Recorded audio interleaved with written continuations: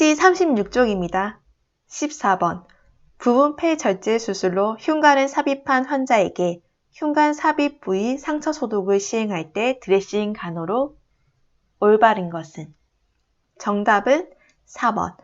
통증이 심할 경우에는 진통제를 미리 줄 수 있습니다.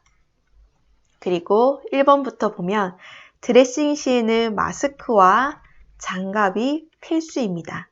그리고 배액관을 따로 세척하지는 않습니다. 제거한 드레싱은 의료 폐기물 박스에 버려야 하며 흠뻑 젖었을 때 제거하는 것이 아니라 날짜에 맞춰서 교환을 해주어야 합니다. 우리가 폐에 있는 공간을 이제 흉곽이라고 하는데요. 이제 이 흉곽에 삼출액이 쌓이게 되었을 때 이렇게 갈비뼈 사이를 통해서 배액을 합니다. 그리고 여기 이제 드레싱을 해서 테이핑을 해 놓는데요. 이것을 한 번에서 그냥 두는 것이 아니라 일정한 시간, 기간 내에 교환을 해주는 걸 뜻합니다. 15번. 지주막하 출혈로 개도수를 받은 환자의 뇌압 상승을 방지하기 위한 방법으로 옳은 것은? 정답은 4번. 머리를 올려준다라고 선택을 하였는데요. 우리가 머리를 해부학적으로 보았을 때 딱딱한 두개골이 있죠? 그리고 그 안에는 막이 있는데요. 막이 3칸으로 이루어져 있어요. 경막, 지주막, 그 다음에 연막인데 특히 여기 중간에 있는 지주막은 이제 약간 이렇게 거미줄처럼 되어져 있고 혈관들이 지나다닌다고 합니다. 그래서 여기에 출혈이 있을 때에 뇌압 상승을 방지하는 방법은 우리 그렇게 생각하시면 돼요. 가끔 이제 어디 헬스장 가면 이렇게 거꾸로 매달리는 거 있잖아요. 그러면 어떤가요? 막 머리가 터질 것 같지 않던가요? 그게 바로 뇌압 상승이죠. 그래서 반대로 머리를 올려두고 편안하게 앉아 있으면 중력에 의해서 압력이 내려가기 때문에 뇌압 상승 방지에 좋습니다. 16번. 고혈당 때문에 당뇨 치료를 받아오던 서 씨가 바쁜 업무량으로 인해 식사를 거르고 있다. 이에 대해서 할 수 있는 간호 보조 내용은? 자, 요것은 정답 2번을 고를 수 있습니다. 이제 당뇨가 있으신 분들은 저혈당에 빠지기 쉬운데요. 1번에 보면 의식이 없을 때 주스랑 사탕을 먹인다라고 하는데 의식이 없을 때 드리게 되면 흡인의 위험성이 있기 때문에 권하지 않습니다. 그리고 아래의 문장도 볼게요.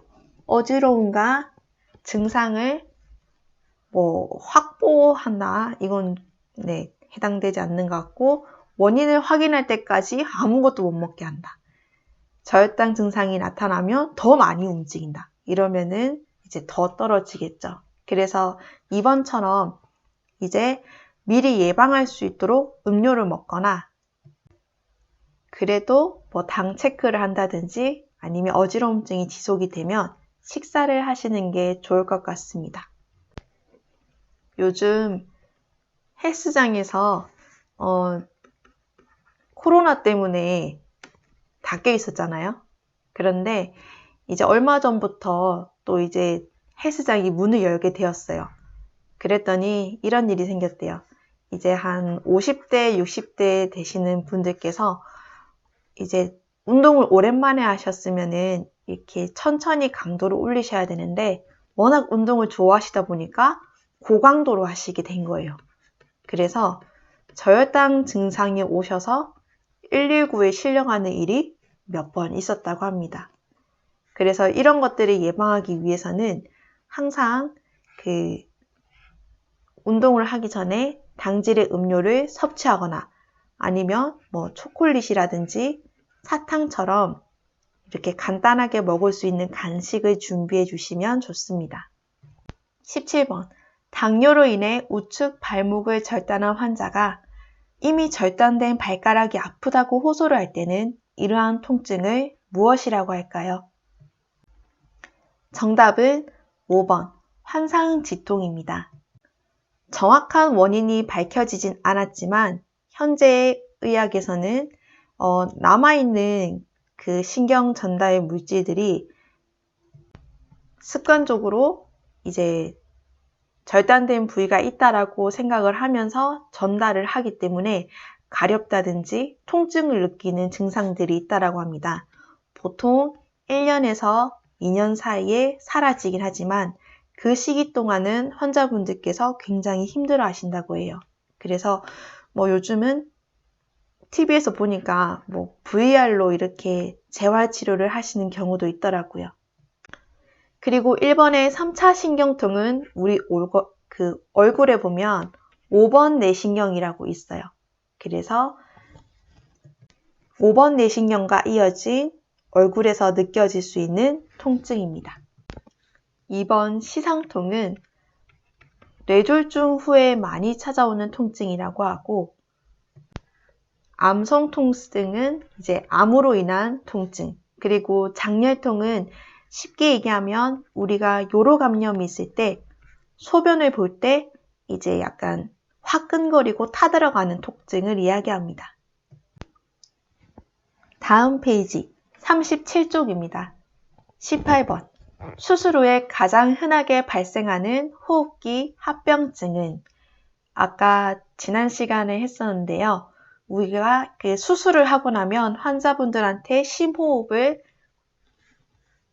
하는 이유는 폐렴과 이제 무기폐와 관련된 호흡기 합병증을 예방하기 위해서라고 했습니다. 말 그대로 수술을 하고 나면 이제 폐의 기능이 떨어졌기 때문에 이러한 것들에 대해서 재활 훈련을 해야 되고, 만약 제대로 폐가 팽창이 되지 못할 경우에는 분비물이 축적이 되고, 그리고 그 분비물로 인해서 감염을 일으켜 폐염증을 일으키는 폐렴이 생길 수 있습니다. 기관지 천식은 이제 알러지 반응과 관련이 되어져 있고, 녹용은 이제 흉곽 내에 차는 삼출액, 그 다음에 폐기종은 폐포가 확장은 됐는데 이제 수축이 안 되는 거예요. 그래서 과다하게 확장이 되는 걸 뜻하고, 폐수증은 폐포에 농이 차는 걸 뜻합니다. 19번 충수돌기염의 합병증으로는 요거 자주 나오죠? 1번 복막염을 고를 수 있습니다. 소학의 그림을 보았을 때 소장이 끝나고 해밍판을 지나 이제 대장이 시작되는 이 부분, 어펜딕스라고 하는 이 부분이 충수돌기이고, 이 부분이 염증이 생겼을 때 가장 흔한 합병증은 복막염입니다. 우리가 이렇게 장기가 다 하나하나 따로따로 놀 것 같지만 그렇지가 않아요. 그래서 이렇게 또 복부에 있는 소화기관들은 하나의 막으로 잘 쌓여져 있는데, 이제 이 충수돌기염이 악화가 되면 복막염으로 퍼집니다. 복막염이 안 좋은 이유는 이 소화기관을 전체를 끌어싸고 있기 때문에 염증이 엄청 광범위하게 퍼진다는 것이죠. 20번 친구와 크게 다투다가 심한 충격으로 환자가 의식을 회복하고 있지 않다. 이랬을 때의 올바른 간호 내용으로 거리가 먼 것은? 2번 흡인 예방을 위해서 부동적인 자세를 취해주는 것이 아니라, 여기 아래쪽에 힌트가 있었네요. 측위를 취해주는 것이 좋습니다. 21번 현재 생리 중인 여학생이 다이어트를 목적으로 불충분한 식사를 하고 있다. 이러한 생활이 지속되면 빈혈이 우려될 수 있는데 증상으로 옳은 것은?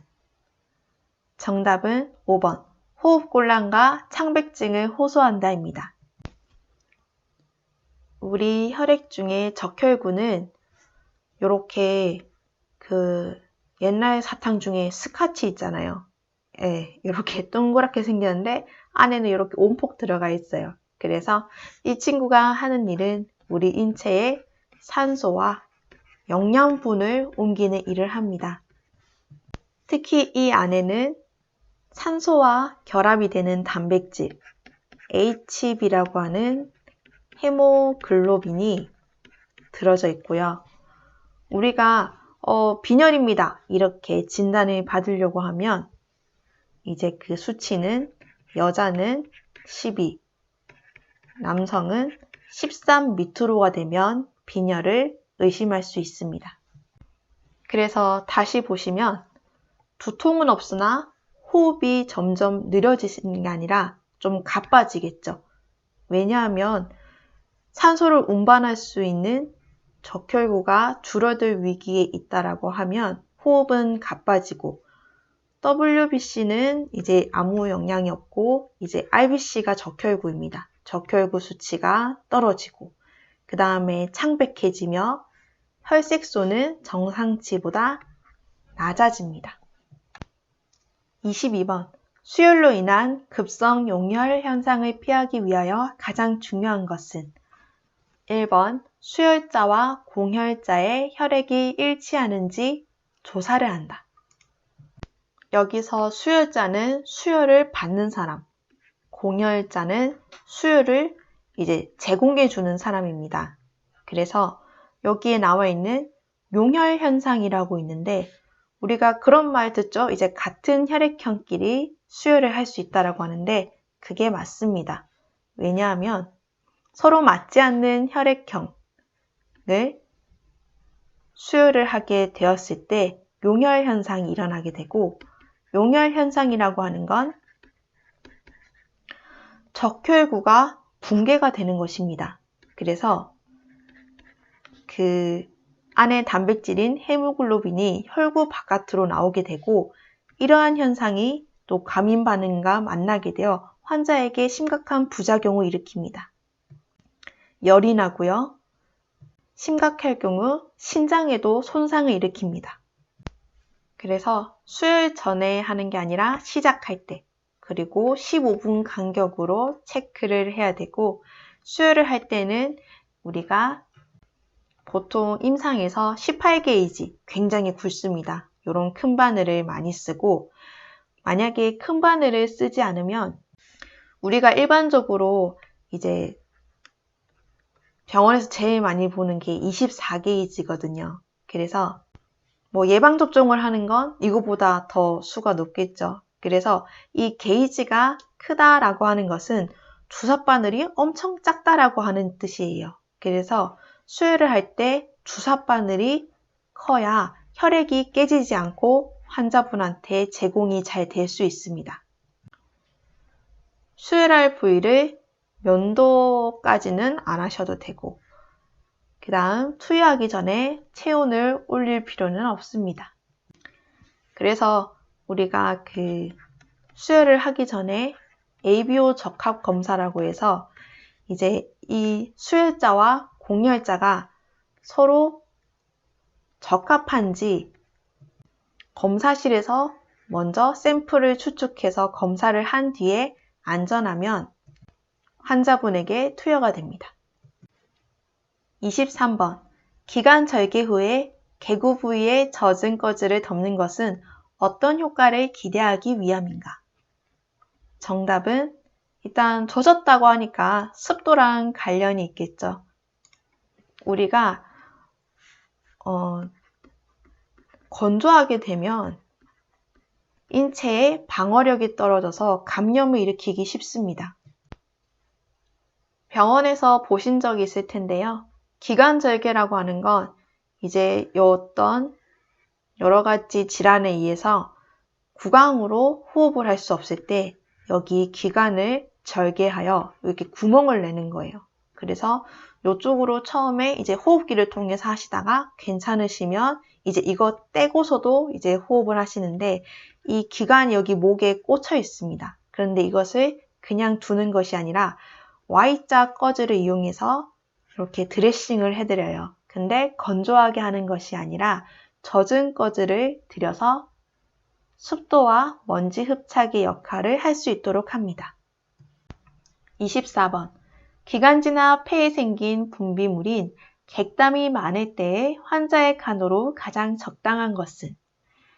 사실 그렇게 막 틀린 내용은 없지만 일단은 여기서 얘기하고자 하는 것은 객담이기 때문에 4번을 고를 수 있습니다. 우리가 객담이라고 하는 것은 쉽게 얘기하면 가래죠. 그래서 이러한 객담 안에는 병원균이 농축되어져 있기 때문에 묽게 하기 위해서 수분 공급을 권장해 드리고 어떤 기침이라든지 우리가 타진법이라고 해서 등을 두드려 드리는 방법도 있습니다. 네, 이게 양이 많다 보니까 이렇게 슝슝 지나가고 있는데 도움이 되시고 있나 잘 모르겠네요. 그래서 혹시나 조금 수업의 템포가 빠르거나 이해하시기 힘든 내용은 댓글을 남겨주시면 제가 답변 드릴 수 있는 부분은 드리도록 하겠습니다. 자, 25번을 보겠습니다. 바이러스로 인해 감염되는 간의 염증성 질환인 B형 간염에 대한 예방 방법으로 옳은 것은? 그래서 일단 정답부터 보면 5번에 환자의 신체 접촉을 따로 제한할 필요가 없다라고 되어져 있습니다. 다시 1번부터 볼게요. 일단은 우리가 바이러스 감염은 A랑 B, C, 그 다음에 D, E도 있지만 일단은 요 세 개가 대표적이에요. 그래서 A는 우리가 구강, 그러니까 먹는 물이나 음식물로 전파될 수 있는 것들이고 B와 C는 체액과 혈액으로 옮겨집니다. 그래서 1번 설명은 왠지 A형과 조금 더 가까운 것 같고 임산부가 B형 간염 항원 양성자인 경우에는 수직 간염, 그러니까 신생아에게 바로 노출이 되기 때문에 출산 후가 아니라 출산 직후에 바로 처치할 수 있어야 되며 칫솔이랑 면도기는 왜 그러냐면 우리가 사실은 면도기도 그렇고 칫솔도 그렇고 안전하지 않나 이렇게 생각을 할 수 있어요. 칫솔은 우리 구강의 이제 점막을 자극해서 또 작은 출혈을 일으킬 수 있고 면도기도 잘못 쓰다 보면은 가끔 상처가 날 때도 있잖아요. 그것을 통해서도 감염이 될 수 있기 때문에 주의해야 합니다. 그리고 우리가 주사침에 뚜껑을 씌워서 버리지 않습니다. 임상에서는 절대 리캐핑해서 버리지 않는데 그 이유는 뚜껑을 씌우려다가 이제 간호사가 손에 찔리게 돼서 감염이 되는 사례가 많기 때문에 절대 뚜껑은 다시 안 씌우셔도 됩니다. 그래서 아까 말씀드린 것처럼 B형은 혈액과 체액에 의해서 옮기 때문에 악수를 한다든지 포옹을 한다든지 일상적인 접촉으로는 감염이 되지 않기 때문에 특별히 제한할 필요는 없습니다. 페이지 39쪽입니다. 26번 치질 수술 문제가 나왔네요. 그래서 치질에 대해서 좌욕 방법을 물어보고 있는데 정답은 2번 40에서 43도로 해가지고 아이고 왜 이러지? 자 다시 온도는 40에서 43도로 따뜻하게 하는 것이 좋고 상의를 벗을 필요는 없죠. 그래서 하의만 벗어주시면 되고 쭈그려 앉으면 이게 항문에 자극이 돼요. 그래서 이제 변기에 앉은 자세로 그 다음에 좌욕을 할 때는 1시간이나 할 필요 없습니다. 5에서 10분 정도 그 다음에 부끄러우니까 혼자 두는 게 맞지 않나 이렇게 생각할 수 있는데 이제 건강한 분이라면 상관없지만 이제 거동이 불편하신 분들은 이제 화장실이 미끄러워서 낙상이 되실 수도 있어요. 그래서 이제 이렇게 빤히 쳐다보는 건 아니지만 근처에서 기다려 주시는 것이 좋습니다. 27번 황씨 할머니가 막내를 출산한 뒤에 기침을 하거나 웃을 때 요실금이 있으시다고 합니다. 이럴 때 할 수 있는 간호로는 막 기저귀를 채운다, 물을 못 드시게 한다, 소변줄을 꼽는다 돼 있는데 일단 정답은 3번입니다. 지금 황씨 할머니가 겪고 있는 요실금은 복압성 요실금이에요. 그래서 항상 어떤 간호를 할 때는 환자분이 스스로 할 수 있는 부분을 케어한 다음에 이제 그게 안 됐을 때 의료적으로 접근하면 좋습니다. 그래서 시간을 정해서 규칙적으로 소변을 볼 수 있도록 격려하는 것이 중요합니다. 교통사고 후에 10년 이상 침대에 누워 계시던 60대 환자가 침상에서 일어설 때 주의해야 할 것은 정답 3번을 고를 수 있습니다. 아마 이 단어도 많이 들어보셨을 거예요. 기립성 저혈압. 우리가 이렇게 누워있게 되면 중력이 골고루 받으니까 이제 말초 쪽으로도 혈액이 가 있는데 갑자기 일어서게 되면 눈앞이 깜깜하거나 이렇게 별이 보이시는 분들이 있을 거예요. 그 이유는 이렇게 말초에 가 있던 혈액들이 빨리 심장으로 돌아와서 혈압을 유지해야 되는데 그게 잘 안 되다 보니 저혈압 상태에 일시적으로 빠지는 걸 뜻합니다. 그렇게 되면 낙상의 위험성도 있기 때문에 이러한 경우에는 천천히 침대에서 그리고 일어서기 전에 잠깐 걸터 앉으셔서 숨을 고르시고 나서 움직이시면 좋습니다. 29번 특별구강간호 적용 대상자에 해당하지 않는 것은 특별구강간호를 적용해야 할 사람들은 어떤 스스로 자신의 구강을 관리할 수 없는 환자분들을 뜻하는데 일단 무의식 환자, 비위가는 우리가 그 병원에서 콧줄이라고 많이 얘기하죠. 그래서 A튜브를 통해서 음식을 섭취하시는 분들 또는 산소요법을 하거나 장기간 NPO하는 환자분들은 특별구강간호가 필요하지만 대퇴골절 환자, 다리가 아프신 분은 그래도 상지는 멀쩡하시니까 스스로 간호를 하라고 하시면 될 것 같아요. 페이지 40쪽입니다. 30번 분만 후에 뇌복압이 감소하여 심한 오한을 호소할 수 있다. 이럴 때 할 수 있는 간호로는 2번 담요를 덮어주고 따뜻한 물을 먹인다. 우리가 흔히 이제 칠링이라고 이야기를 하죠. 이제 덜덜덜 떠시면서 추위를 느끼시는 증상이기 때문에 따뜻하게 유지를 해주시면 좋습니다. 31번 복수천자 환자 간호 시 알맞은 것은 1번을 고를 수가 있습니다. 우리가 이렇게 복부에 보면 복강이라고 해서 공간이 있는데요. 우리가 복수를 흔히 볼 수 있는 사람들이 누구냐면 간경화증에 걸리신 분이에요. 간이 딱딱해지는 병인데 여기서 문맥성 고혈압이라고 해서 큰 혈관에 문제가 생기기 때문에 수분이 복강에 축적이 되었습니다. 그래서 이러한 수분을 빼주기 위해서 하는 것이 복부천자입니다. 그래서 팔을 따로 올리실 필요는 없고요. 그 다음에 소변을 비워주시는 게 좋고 복수가 차시는 분이기 때문에 어떤 수분에 대한 컨트롤이 필요합니다. 그리고 반자위를 취해주시는 것이 좋다고 하네요. 근데 가끔 누워서도 하시던데. 네, 그렇습니다. 이게 참 그쵸. 문제를 풀다 보면은 막 이런 일이 생겨요.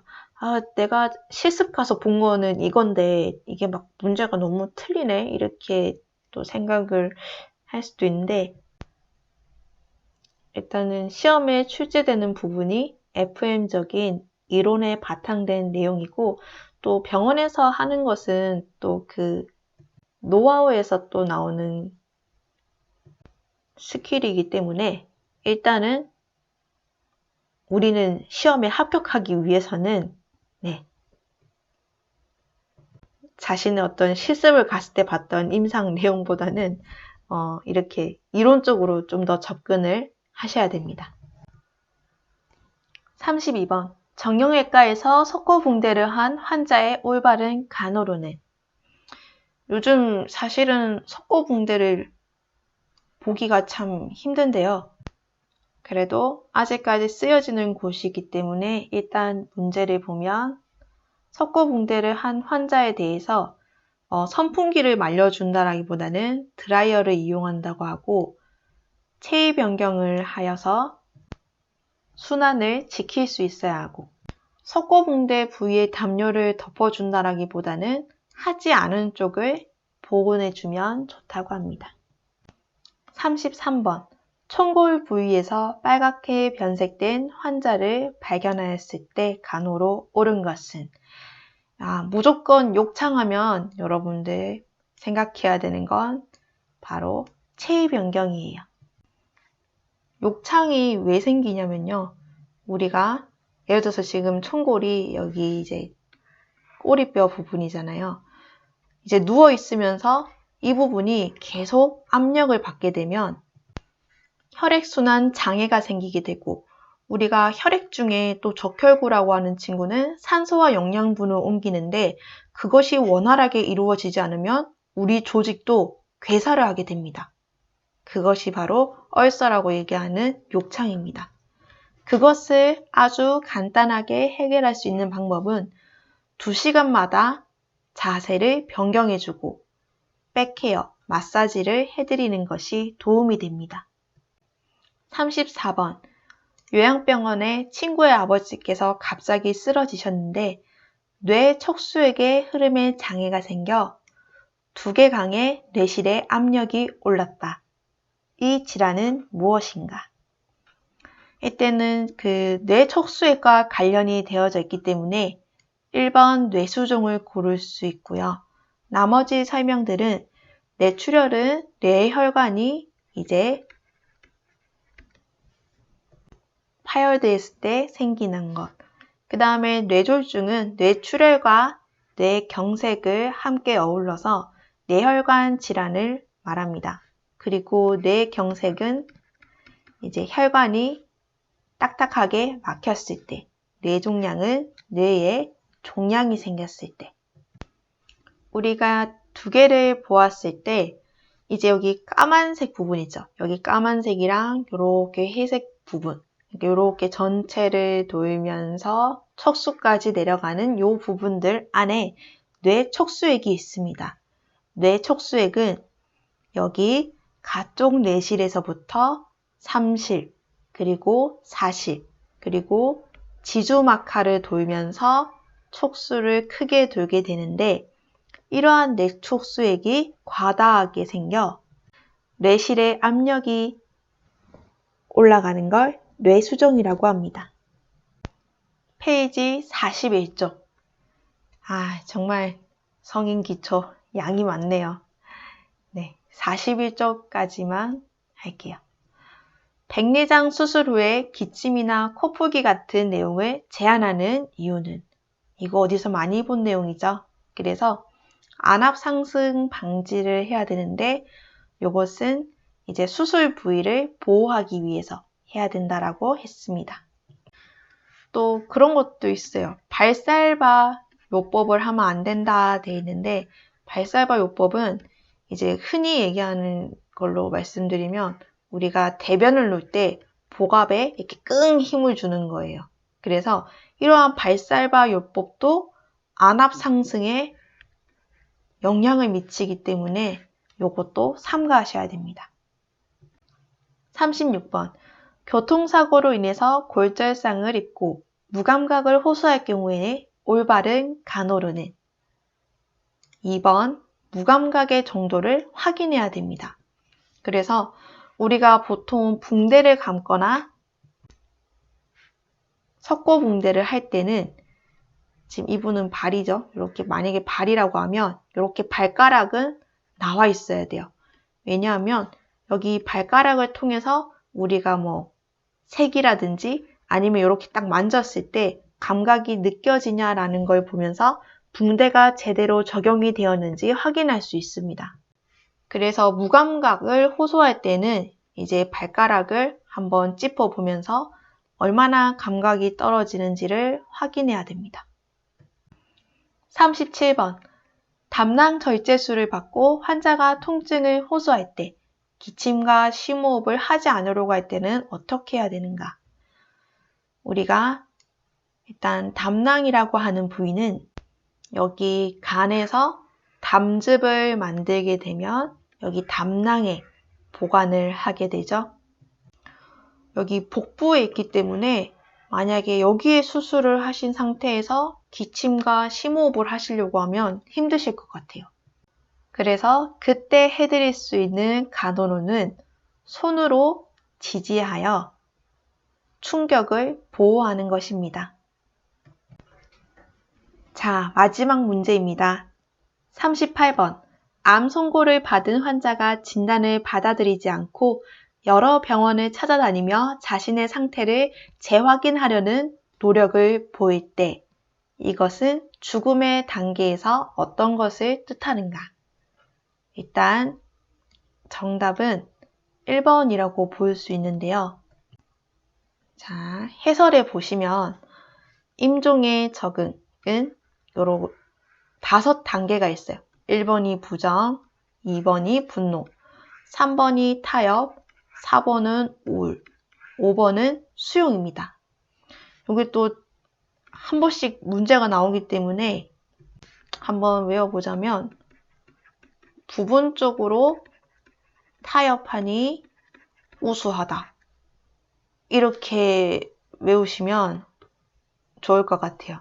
그래서 여기 38번의 예시를 다시 말씀드리자면 암 선고를 받아요. 그러면 이제 보통 사람들은 이렇게 한다는 거죠. 아니야, 그럴 리 없어. 내가 암이라니. 그래서 이 병원은 돌팔이야. 다른 병원 가서 검진을 더 받아봐야겠어. 이런 자세를 보이는 것이 현실을 부정하는 1번 부정 단계. 그리고 두 번째 분노 단계에서는 이제 이렇게 얘기를 하는 것이죠. 왜 나한테만 이런 일이 생기나? 나는 착하게 살았는데 왜 나한테 이런 시련이? 이렇게 분노를 하게 되고, 그리고 세 번째 타협은 이제 시험 예시에서 뭐라 나왔냐면 그래도 딸 결혼식이 3개월 뒤에 있는데 내가 죽더라도 3개월까지는 살고 죽었으면 좋겠다. 이렇게 타협을 하게 됩니다. 그러다가 우울하게 되고요. 또 우울하게 되다가 어느덧 자신의 죽음을 수용하게 되는 마지막 단계에 들어섭니다. 네, 이렇게 석인 기초가 끝났고요. 다음 시간엔 모성으로 만날게요.